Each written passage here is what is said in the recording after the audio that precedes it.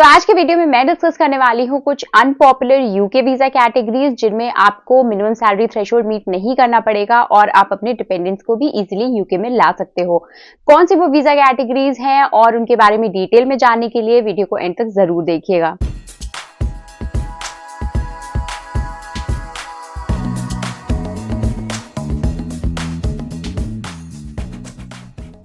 Before starting the video, let's have a quick introduction. My name is Twinkle and you are watching me on my YouTube channel Indian Couple in England. अगर आप मेरे channel पे पहली बार आए हो तो please do subscribe to my channel क्योंकि मैं ऐसा बहुत सारे इन्फॉर्मेटिव कंटेंट बनाती हूँ on UK visa and UK immigration.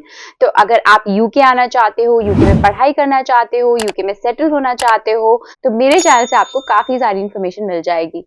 Now, before moving ahead, let me give you a quick update on the new immigration rule. तो स्पाउस वीजा के लिए जो मिनिमम इनकम थ्रेशोल्ड थी उसको बढ़ा दिया गया था, उसको रिवाइज कर दिया गया था और 11th of April 2024 से ये रूल इम्प्लीमेंट हो चुका है। तो अगर आप 11th of April 2024 के बाद मतलब अब अगर आप स्पाउस वीजा पे यूके में आने का प्लान कर रहे हो तो आपकी जो मिनिमम इनकम होनी चाहिए वो है 29,000 पाउंड। तो चलिए वीडियो को जल्दी से स्टार्ट करते हैं और सबसे पहले जिस वीजा की मैं बात करने वाली हूँ वो है ग्लोबल टैलेंट वीजा। तो जनरली जब हम यूके आने के बारे में सोचते हैं तो global talent visa is not the one that clicks in our mind, तो इसलिए आज मैं इस वीजा को हाईलाइट कर रही हूँ। तो चलिए अब जल्दी से मैं आपको दिखाती हूँ कि ये वीजा कौन ले सकता है और इसके लिए एलिजिबिलिटी क्राइटेरिया क्या है, प्रोसेस क्या है। So as you can see here that you can apply for a global talent visa to work in the UK if you are a leader or potential leader in one of the following fields: academia or research, arts and culture, digital technology. You must be at least 18 years old. तो अगर आप 18 साल के हैं और आप इनमें से किसी भी फील्ड में बिलोंग करते हैं, लाइक आप कोई रिसर्च कर रहे हैं या फिर आप डिजिटल टेक्नोलॉजी में आप काम करते हैं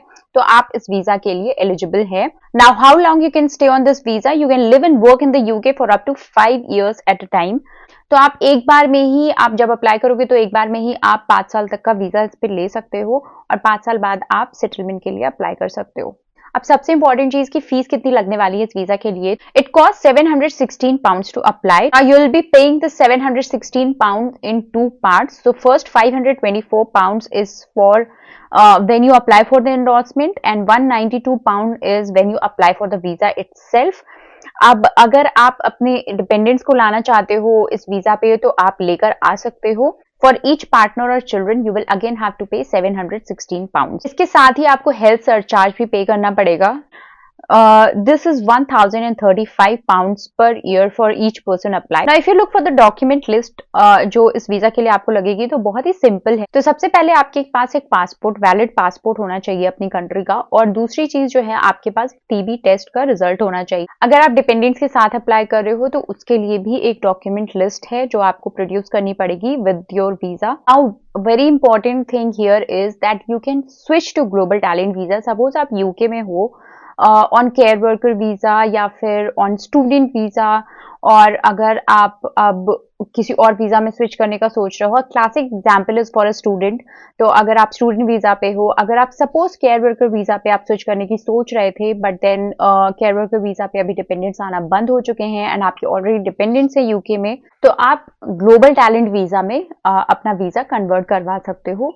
ग्लोबल टैलेंट वीजा में आप अपने डिपेंडेंट्स को स्टिल यूके में रख पाओगे, आपको जो मिनिमम सैलरी थ्रेशोल्ड है वो भी मीट नहीं करना पड़ेगा। Sort of like a win win situation. The next visa on my list is the innovative founder visa. तो अगर आप के पास कोई बिजनेस आइडिया है, आप अगर कुछ बिजनेस करना चाहते हो, आपके पास कोई आइडिया है, तो आप इनोवेटिव फाउंडर वीजा को यूटिलाइज कर सकते हो। अब इसका एलिजिबिलिटी क्राइटेरिया क्या है, कितनी फीस लगेगी आपको अप्लाई करने में, कितने साल तक आपको ये मिल सकता है, चलिए मैं इसके बारे में डिटेल में आपको दिखाती हूँ। You can apply for an innovative founder visa if you want to set up and run an innovative business in the UK. It must be something that's different from anything else in the market. Your business or business idea has been endorsed by an approved body, also known as endorsing body, and you meet the eligibility criteria. तो जैसा कि मैंने आपको पहले भी बताया, अगर आपके पास कोई बहुत यूनिक आइडिया है तो आप इनोवेटिव फाउंडर वीजा यूज कर सकते हो। और एल्स अगर आपने ऑलरेडी अपना आइडिया किसी को यूके में किसी कंपनी को या किसी इन्वेस्टर को आपने ऑलरेडी यहाँ बता रखा है and he has agreed to endorse you, तो भी आप इनोवेटिव फाउंडर वीजा को यूज कर सकते हो। Now, if we look at the eligibility criteria in detail, so the first thing is new, you cannot join a business that is already trading. Second is innovative, you must have an original business idea which is different from anything else on the market. तो कुछ नया होना चाहिए. Viable with the potential of growth. Scalable, you must give evidence of planning that includes creating jobs and growing into national and international market. तो आपको सिर्फ idea ही नहीं देना है, आपको उसका एक पूरा व्यू जनरेट करके देना है कि आपका जो बिजनेस है वो आप स्केल भी कर सकते हो, आप नई जॉब अपॉर्चुनिटीज क्रिएट कर सकते हो. तो ये सारी प्लान आपको सबमिट करना होगा. You will need an endorsing body to assess that your business idea meets the requirements. और सबसे इंपॉर्टेंट पॉइंट यही है कि आपके पास एक एंडोर्सिंग बॉडी होनी चाहिए. इनोवेटर फाउंडर वीजा पे अगर आप यूके में आते हो तो आपको एक बार में आप 3 साल तक के लिए उस वीजा के लिए अप्लाई कर सकते हो और आप 3 साल तक यूके में रह सकते हो. The good thing about this visa category is कि अगर आप इस वीजा पे यूके में आते हो तो आपको 3 साल बाद आप ILR के लिए एलिजिबल हो जाते हो. And the fees that you will have to pay is 1191 per person, and then you will also have to pay the health surcharge. अगर आप इनोवेटर फाउंडर वीजा पे हो तो आप अपने बिजनेस के बाहर भी जॉब कर सकते हो और इस वीजा कैटेगरी पे आप एक से ज्यादा बिजनेस भी सेटअप कर सकते हो. लेकिन अगर आप स्टूडेंट वीजा पे यूके में हो या फिर आप किसी और वीजा पे अभी यूके में हो तो आप उस वीजा से इनोवेटर फाउंडर वीजा में इजीली स्विच कर सकते हो.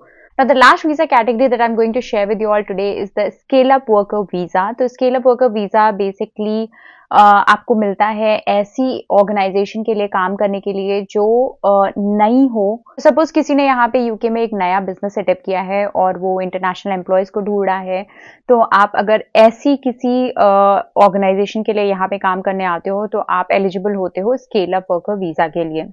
A scale-up worker visa allows you to come to the UK to do an eligible job for a fast-growing UK business, sometimes called as a scale-up business. Your UK employer must meet specific eligibility criteria to sponsor scale-up workers. तो basically आपको एक ऐसे employers ढूंढने हैं यहाँ पे जो थोड़ा नए हो business में और जिनके पास eligibility हो scale-up worker visa sponsor करने के लिए. If you look at the eligibility in detail, then to qualify for a scale-up worker visa, you must have a confirmed job offer to work for an approved scale-up business for at least 6 months, have a certificate of sponsorship from your employer with the information about the role you have been offered in the UK, have a job offer to do a job that's on the list of eligible occupations and be paid a minimum salary in your new job. You can stay up to 2 years. तो अगर एक बार आपको कोई ऐसा employer मिल जाता है जो scale up visa sponsor कर रहा है तो आप उससे एक बार में 2 साल तक का भी स्पॉन्सरशिप लेके 2 साल तक का भी वीजा अप्लाई कर सकते हो. अगर हम बात करें फीस की एंड कॉस्ट की तो आपको जो स्ट्रेट अप कॉस्ट देना है वो है £822 of application fee, health surcharge which is usually 1035 per year. तो अगर आप 2 साल के लिए अप्लाई कर रहे हो तो 1035 into 2 आप कर सकते हो. Support yourself when you arrive in the UK. You will usually need to have at least £1270 available. तो आपके पास तकरीबन 1 से 1.5 लाख रुपए बैंक अकाउंट में भी आपके होने चाहिए. Now the restrictions on this visa category is similar to what was on innovator founder visa. तो अगर आप इस वीजा पे आ रहे हो यूके में तो आप पब्लिक फंड्स के लिए एलिजिबल नहीं हो, आप स्टेट पेंशन्स के लिए एलिजिबल नहीं हो, and you can also not work as a professional sports person.